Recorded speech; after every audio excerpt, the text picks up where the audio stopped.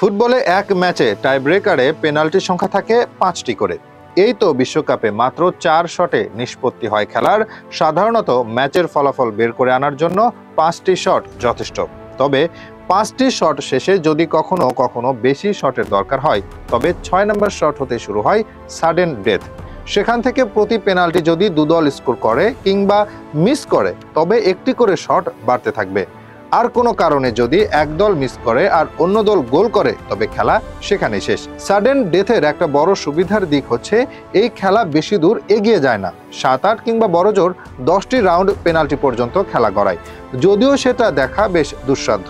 ২০টি পেনাল্টি তো আর মুখের কথা নয়। কাকতালীয়ভাবে দুটি দল বারবার মিস করবে বা স্কোর শিটে নিজেদের নাম তুলবে, সেটা বেশ কঠিন। যেখানে ২০টি পেনাল্টি দেখাই কঠিন, সেখানে ইউরোপের ফুটবল দেখেছে ৩৪টি শট। হ্যাঁ, শুনে বিস্ময়কর মনে হতে পারে।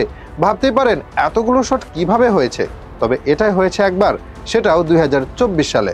ইউরোপা লিগ কোয়ালিফিকেশনের তৃতীয় রাউন্ডের ম্যাচে জোহান ক্রুইফ স্টেডিয়ামে মুখোমুখি হয় আয়াক্স ও প্যানাথিনাইকস। ঘরের মাঠে প্রথম লেগে ১-০ গোলে হেরে বসে প্যানাথিনাইকস। পরের লেগে আয়াক্সের মাঠে এসে ৮৯ মিনিটে একমাত্র গোল করে ম্যাচ জিতে তারা। ২ লেগে ১-১ গোলে ড্র হওয়ার কারণে খেলা গড়ায় অতিরিক্ত সময়। সেখানে কোনো গোল না হলে ম্যাচ যায় টাইব্রেকারে, আর সেখানে শুরু হয় যত নাটক। প্যানাথিনাইকসের খেলোয়াড় মানচিনি মিস করেন প্রথম পেনাল্টি। এরপর টানা ৪টি করে গোল করে দুদল। শেষ পেনাল্টিতে যদি গোল করতে পারতেন ব্রায়ান ববি, তবে ৫-৪ ব্যবধানে ম্যাচ জিতে যেত আয়াক্স। সেই পেনাল্টি মিস করে বসেন তিনি। এরপর খেলা গড়ায় সাডেন ডেথে। সেখানে চলতে থাকে নাটক। প্রথম শটে গোল করে দুদল। এরপর তারা মিস করেন মোট ৪টি পেনাল্টি। মাঠে থাকা ১০ জন খেলোয়াড় পেনাল্টি নেওয়ার পর এখন শুরু হয় আবার নতুন নিয়ম। যেহেতু সবার পেনাল্টি নেওয়া শেষ, বদলি হওয়া বা মাঠে না নামা কেউ পেনাল্টি নিতে পারবেন না। তাই পুনরায় একই খেলোয়াড়রা নিতে শুরু করে পেনাল্টি।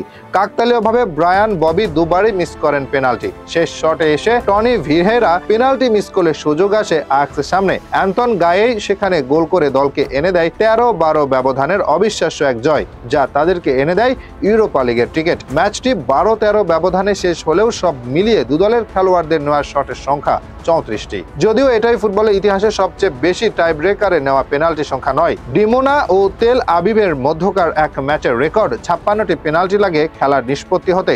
এটাই বিশ্ব রেকর্ড।